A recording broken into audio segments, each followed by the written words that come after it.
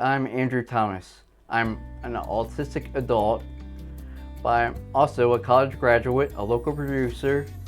I am also a Special Olympics athlete who succeeded in many ways than one. I'm also here to talk to you about people with disabilities like me who had their tough times but have also succeeded in their life, and the people who helped them in my show, Andrew's Community Connection.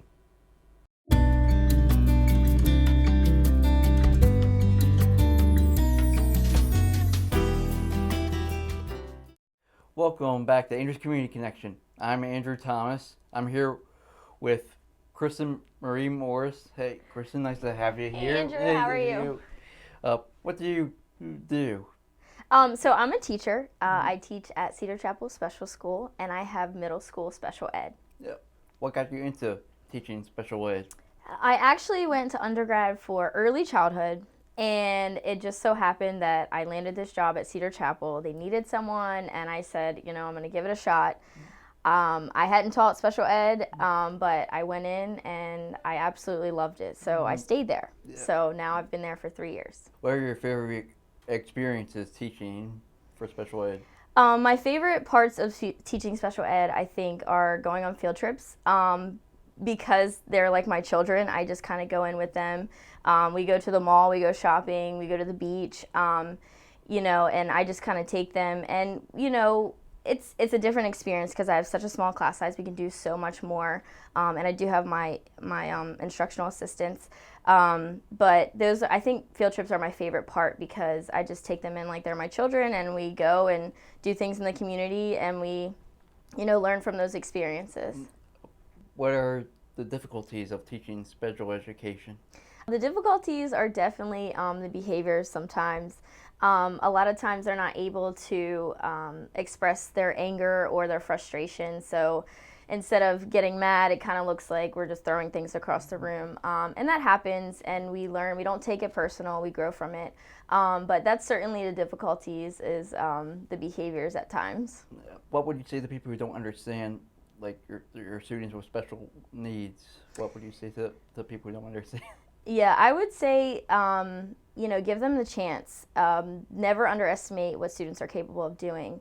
If they have the right supports in place and they've practiced it enough, they will surprise you of what they're able to do. They're just like everyone else. I mean, we live in a place that everyone's different, everyone looks different, everyone acts different, so they want to be loved and be appreciated in the community as well. And if you give them the chance, you'd be surprised of what they can do. Can you tell people about how to get, if they have special needs kids, how to get in? I'm not exactly sure how they get in. I know that there's certain testing and things like that to get into Cedar Chapel Special School, and it's certainly better when they're younger if they're not making certain milestones. But we provide services to everyone in Worcester County, anyone in the public school system.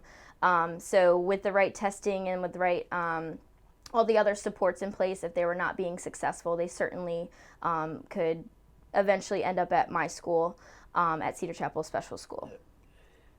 Well, thank you for being here. Thank you, Andrew. And we'll come back next time for another guest on Andrew's Community Connection.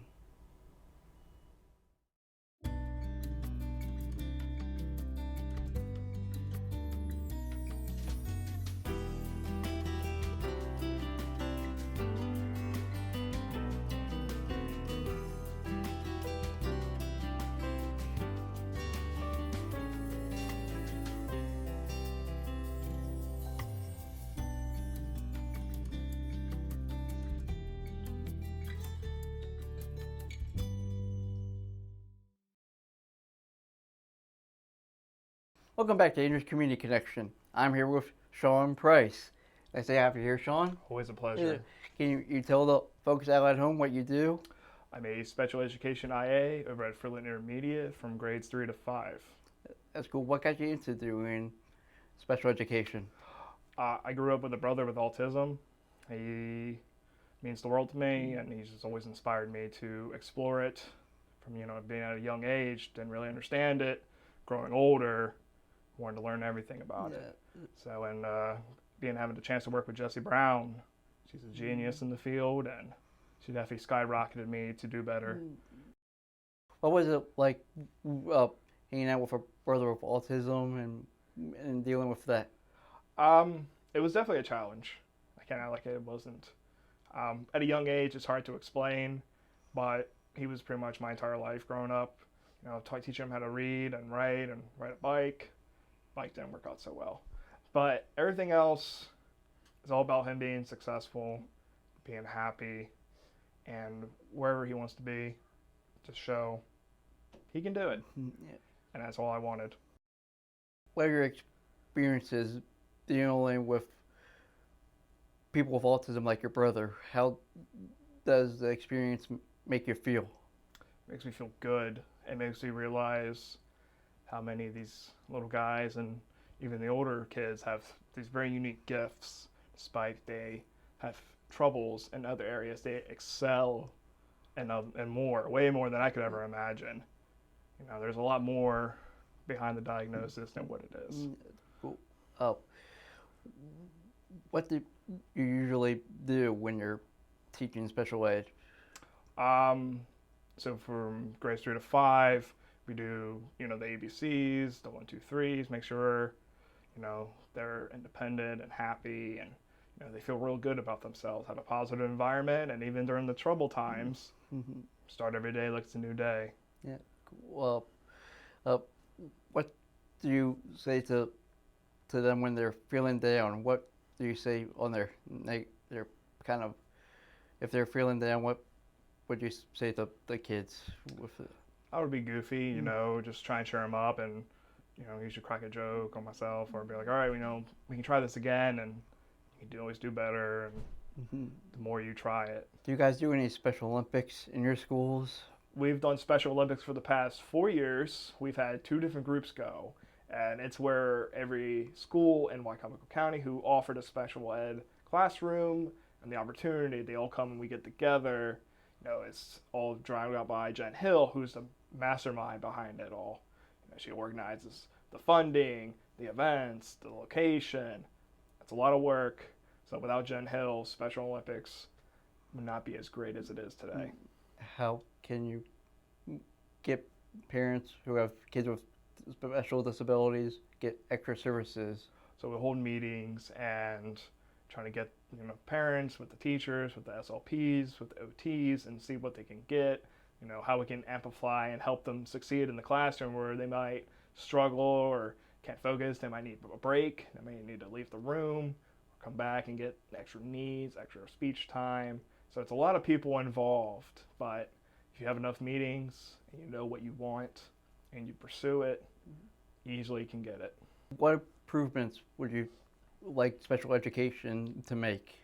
I want more technology, more iPads for those who need help verbalizing, and they just need a little bit more spotlight and a little more of showing that these guys are just like anybody else. Just a little bit more support, a little more with the technology, they can skyrocket.